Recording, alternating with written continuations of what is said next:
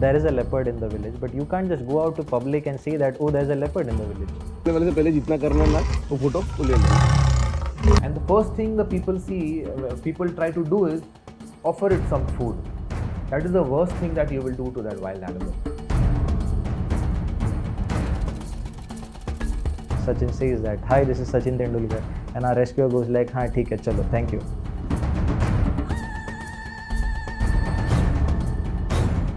When I reached over there, I could only see the belly of the python, which was about this thick. It has a arrow mark on the head, which says that probably if you come closer, पास आएगा तो ऊपर जाएगा.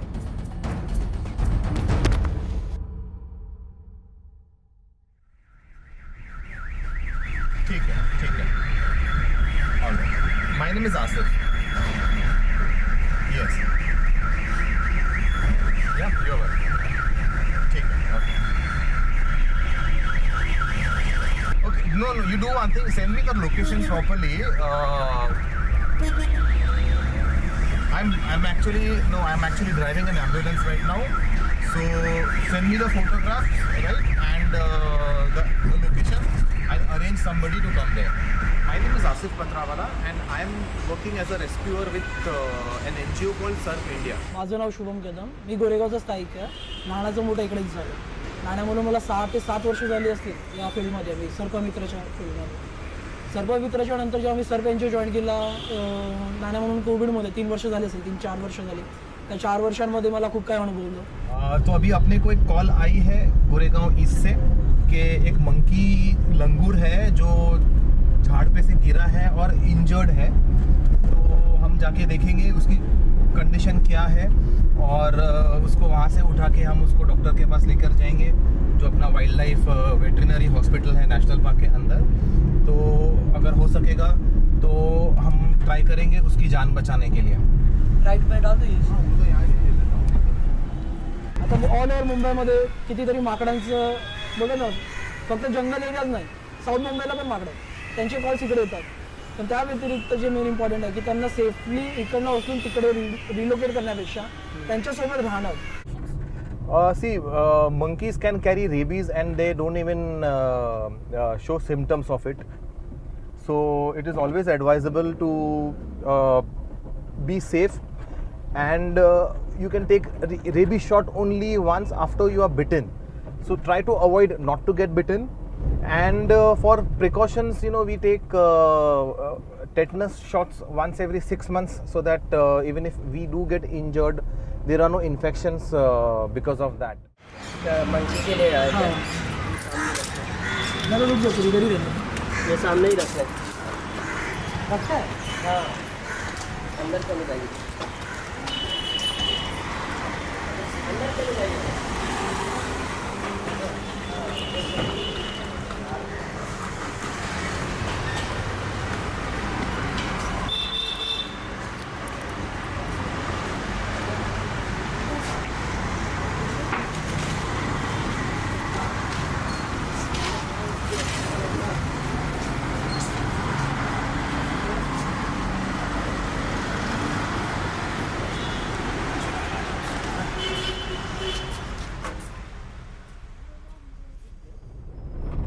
Unfortunately उन्होंने बताया कि जैसे ही वो पेड़ पे से गिरा थोड़ी देर में ही उसकी मौत हो गई और उन्होंने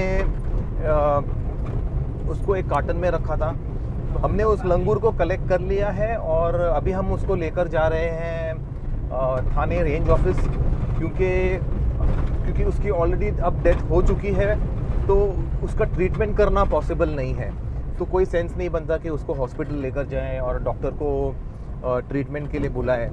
तो अब हम डायरेक्टली उसको लेकर जा रहे हैं थाने रेंज ऑफिस में, जहां पर उसका पंचनामा होगा और उसके बाद उसकी बॉडी को प्रॉपरली वो लोग डिस्पोज कर देंगे और ये सारी चीज़ों का एक रिकॉर्ड रखा जाएगा.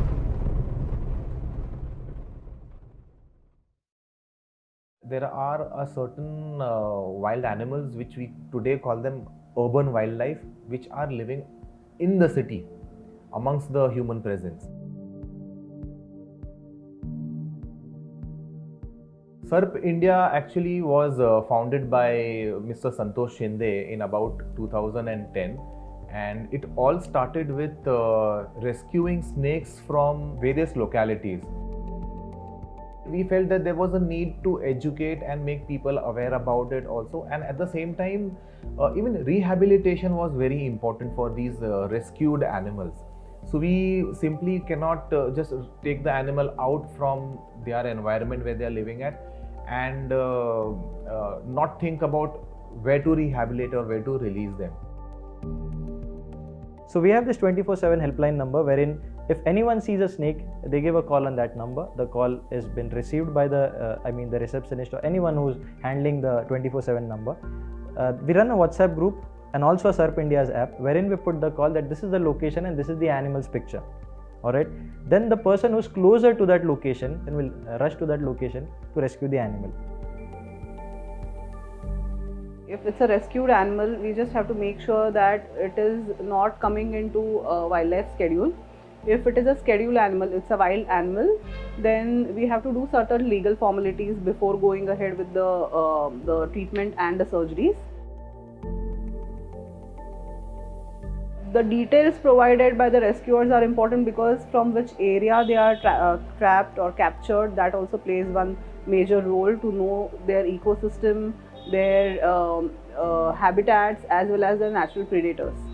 So in case there are bites happening or whether they are from the urban area that they have captured, why the wounds are there, why it is inflicted, whether it was hurt by some person or it was attacked by some wild animal, whatever diseases they are being carrying, these all things can be basically recorded and treated accordingly if you know a proper history of it. In every campus, in every college, in every school, there should be a subject called as animal welfare, so that we can start inculcating these feelings among children itself. And slowly, gradually, these children also become non-violent towards animal. They understand how the behavior of animal is, and they get more connected. And this is like into our religion also. All the gods are connected some or the other way with animals. So it really becomes a challenge for us because after rescue, there are people who stays far away from the animal and just trap things from the camera. But on the other hand, we also have people who are really daredevils who have to come close to us and click a selfie with a snake or a leopard which is just now being rescued, no matter it's a venomous or a non-venomous individual.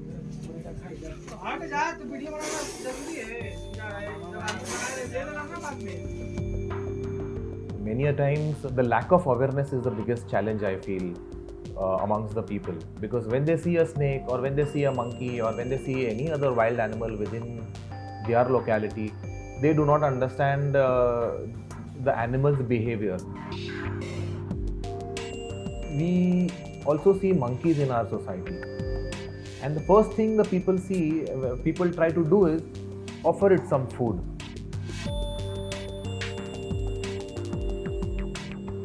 That is the worst thing that you will do to that wild animal.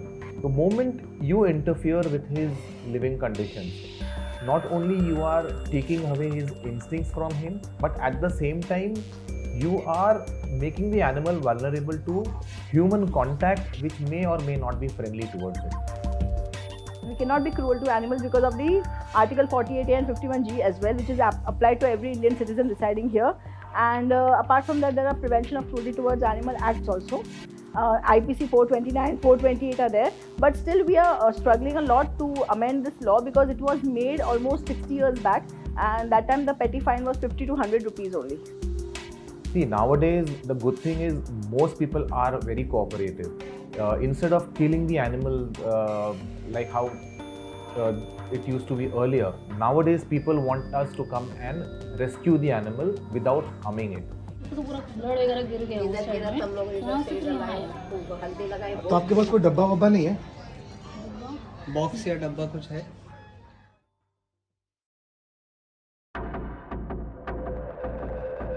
So one fine day we got a call from the forest department saying that there's a village in Virar where the locals are saying that there might be a leopard, and there are some locals who have also spotted a leopard which is moving inside their farm or grabbing their dogs and eating them up.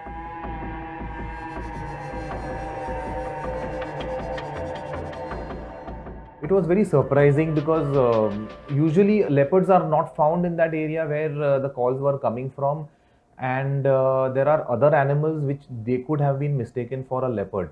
So we went in the village, and then in the first visit, we found out the pug marks of a leopard. I mean, being a wildlife biologist, I know how a leopard pug marks looks like. So I was very sure that there is a leopard in the village, but you can't just go out to public and say that, oh, there's a leopard in the village. So we went in very slowly. We said the villagers that there are no chances that there might be a leopard. Some of you might have spot one, but I don't think that's a leopard. That might be a hyena or a jackal or something. But I knew from inside that it's a leopard. To investigate further, we installed camera traps at several locations that the leopard was seen frequenting at. We waited for the footages for the next day. So camera trap is basically a small camera which has an invisible laser which goes out. So if anything moving comes inside between the laser, if the laser cuts off, it clicks the picture.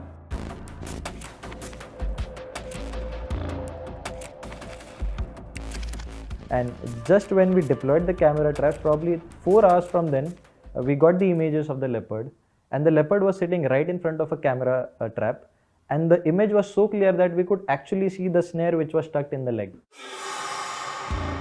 One of his paws was trapped in a snare, and in order to struggle it free from the snare, he must have pulled really hard, and in that process, the snare had penetrated deep into the leopard's muscles and reached to his bone and had seriously injured his front paw. So once the forest department was informed about the leopard and its injury, we, along with the forest department, set up traps in that area. I think a total of about 5 trap cages were set up with bait in them. Then the process of waiting began for all of us. And there was something interesting about the leopard, that this leopard was so quick, I mean so agile. He was not into grabbing a goat as a bait. For 2 nights he didn't came for the goat. And then we found out that there are the small chicken, legs or the feathers which are all around the village, which gave us a hint that this leopard is more into chickens as compared to the goat. And then we got an idea that let's do one thing, let's just tie up a hen inside a bait. So we tied up a hen, and the same night we we put a bait as a hen, and then we all went to sleep in the same village. We used to sleep in our ambulance and the rescue vans. Morning 6 a.m. A villager walks in on our ambulance saying that I think the door of a trap is closed. So we rushed into the cage, and then as I saw inside the cage, there was a leopard which was sleeping just like a domesticated cat.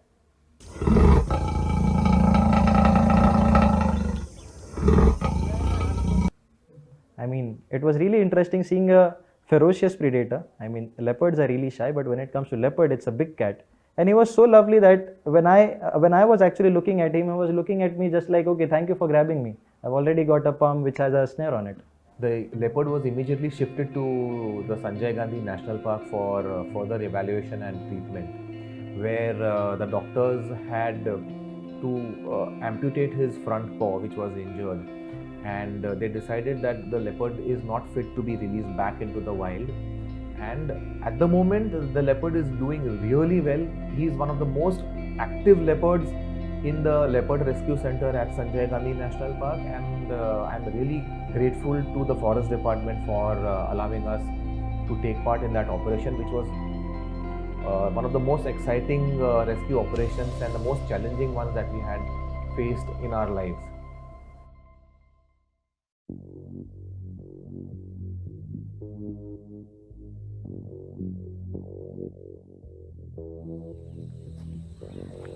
Indian rock python is also found in our area. It is one of the biggest and largest snakes that are there. Usually, whenever there is a call for a python, we assume that it's a highly venomous Russell's viper. And when I reached over there, I could only see the belly of the python, which was about this thick. Okay, and looking at the belly itself, I could understand that it is going to be a huge and challenging rescue for me. And the python, being one of the most aggressive species of snakes, was continuously trying to bite us and attack us. However, we were able to capture it safely, and later on it was moved to a safer and suitable habitat for it.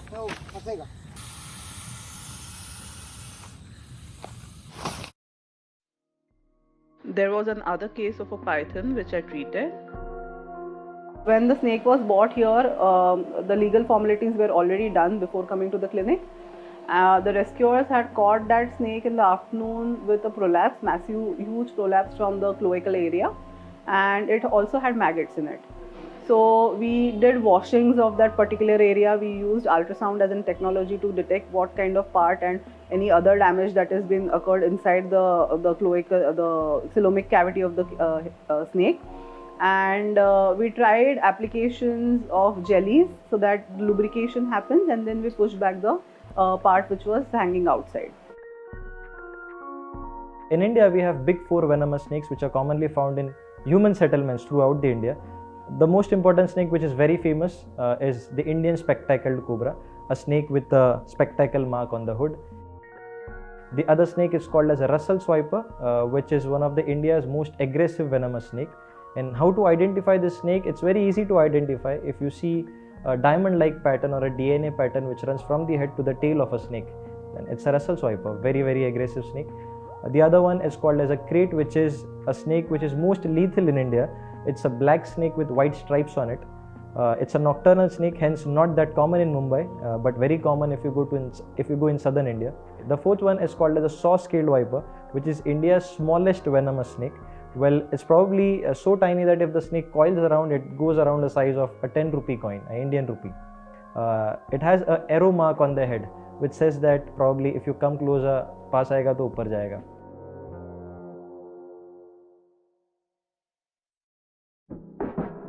Alright, so one fine day we got a call from Mr. Sachin Tendulkar.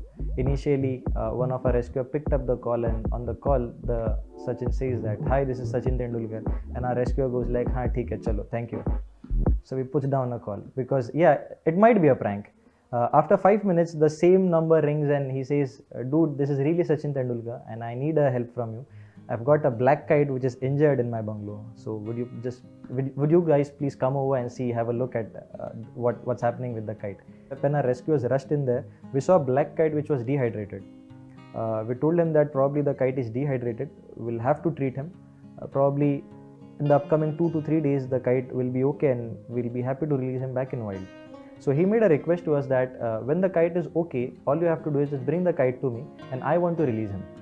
So we told him that it will take 3 days for the kite to recover, but it was luckily just within 24 hours the kite recovered. And then he was the one who released the kite back in the wild. So that was one of the amazing incidences with Sachin Tendulkar. The bird is fit and fine to fly. मैं यही कहूँगा कि my friend, you are meant to fly. So take off. Come on. That's good.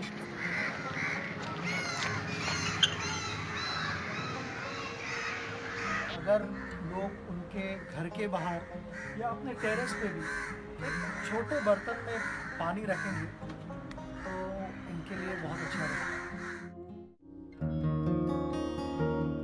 Most of the time, when it comes to rescuing a wildlife, people are very agitated when it comes to there's a monkey in the society or a snake in the society.